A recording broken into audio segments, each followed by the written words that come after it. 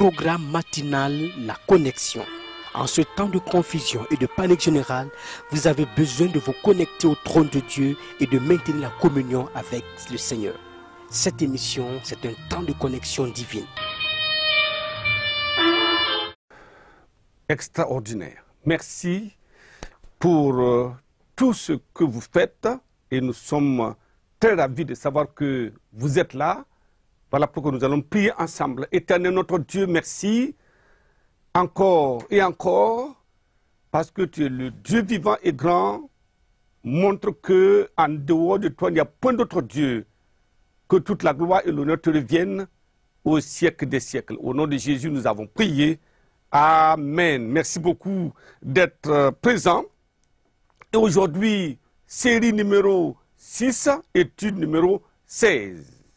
Alors, aujourd'hui, nous parlons de la puissance tranquille et explosive de la parole et de la prière accompagnée de louanges. C'est vrai, notre Dieu est vraiment merveilleux. Actes des Apôtres, chapitre 16, le verset 13. Actes des Apôtres, chapitre 16, le verset 13. Il dit, le jour du sabbat, nous nous rendîmes hors de la porte vers une rivière où nous pensions que se trouvait un lieu de prière.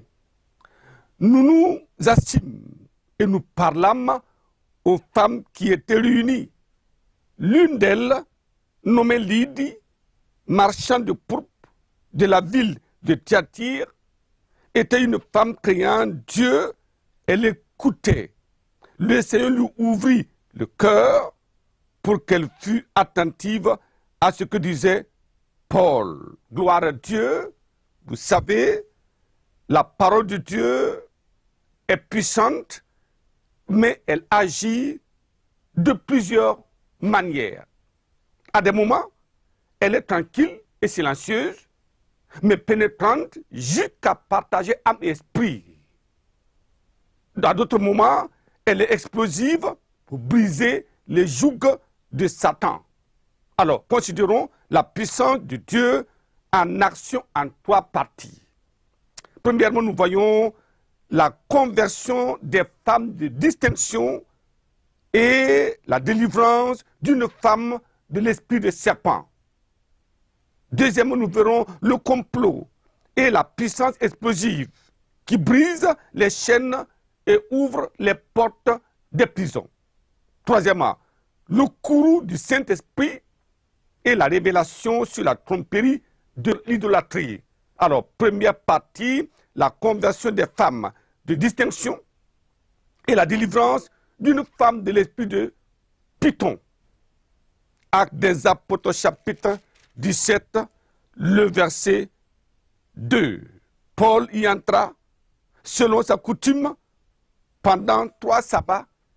Il discutait avec eux d'après les Écritures, expliquant et établissant que le Christ devait souffrir et ressusciter des morts.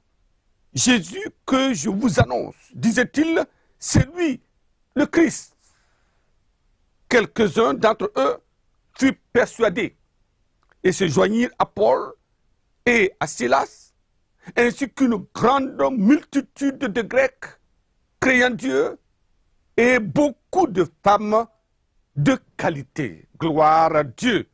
Vous savez, c'est tellement important de comprendre comment la puissance tranquille de Dieu fait des prodiges. Voyons le verset, alors, le chapitre 17, le verset 12. Il dit là-bas, plusieurs d'entre eux crurent, ainsi que beaucoup de femmes grecques de distinction et beaucoup d'hommes.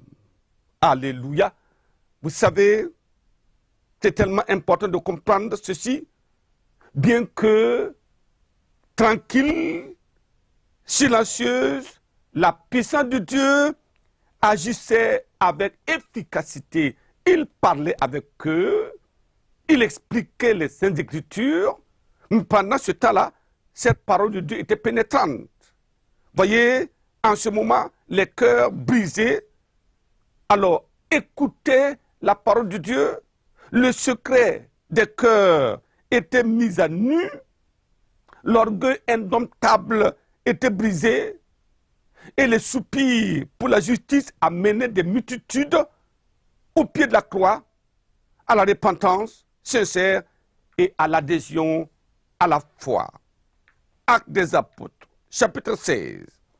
Alors, pendant que ces hommes, à la puissance tranquille, obéissaient, alors nous allons maintenant aller dans une autre dimension. Actes des apôtres, chapitre 16, verset 16. Il dit là-bas maintenant, comme nous allions au lieu de prière, une servante qui avait un esprit de python et qui en devina procurer un grand profit à ses maîtres vint au-devant de nous. Qu'est-ce qu'elle cherchait, cette femme? Alors, et se mit à nous suivre, Paul et nous. Elle criait, ces hommes sont des serviteurs du Dieu très haut, et ils vous annoncent, oui, la voie du salut. Elle fit cela pendant plusieurs jours.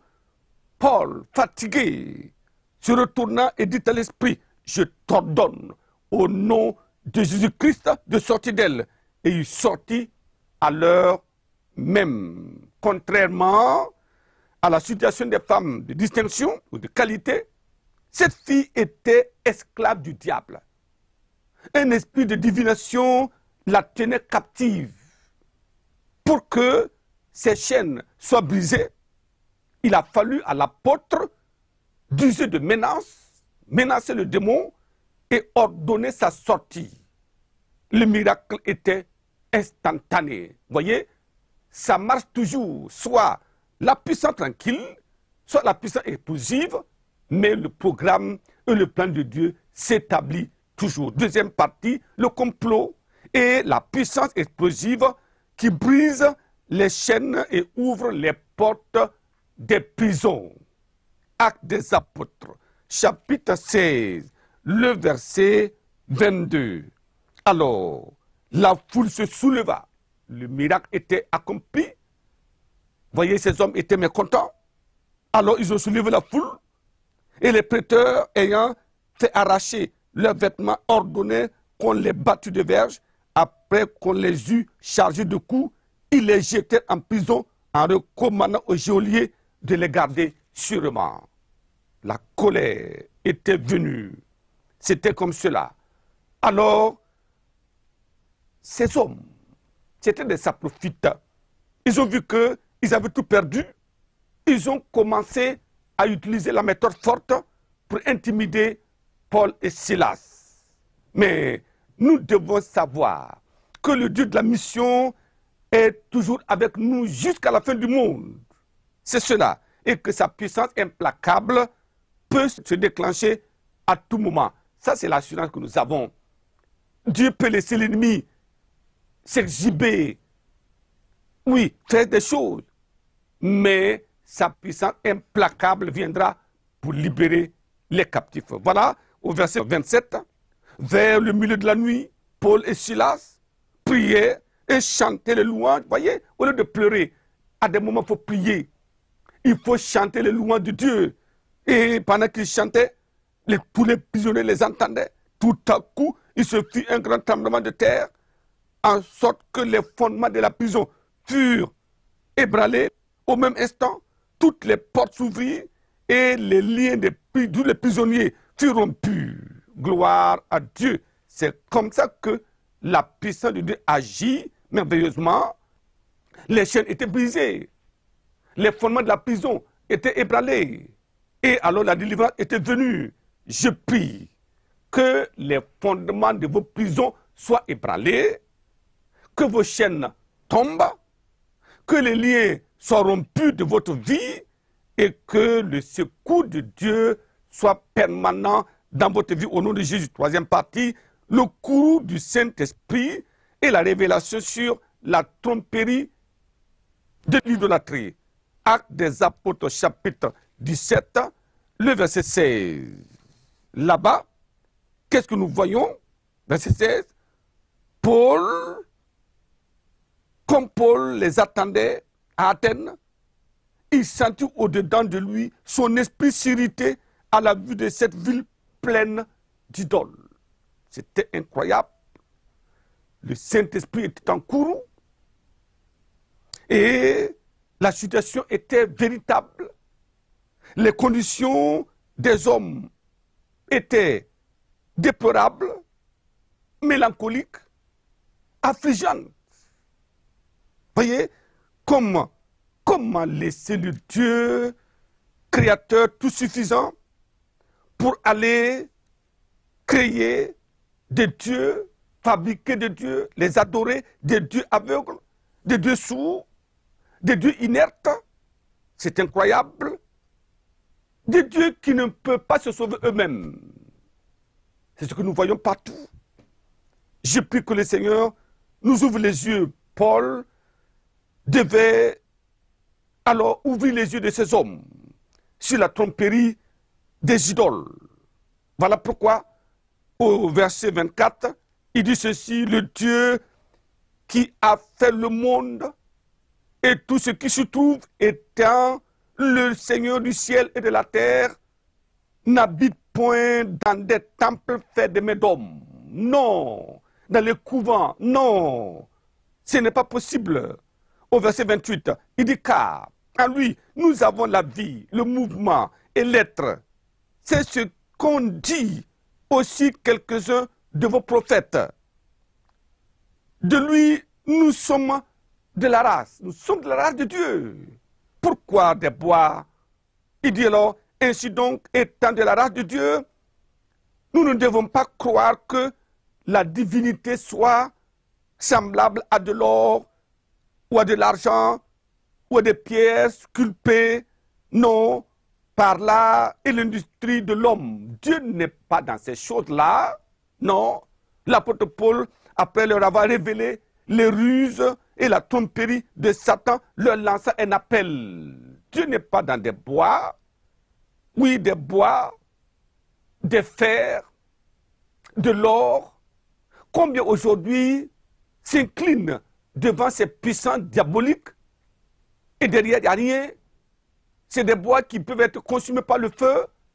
C'est du fer qui devient liquide lorsque le feu est ardent.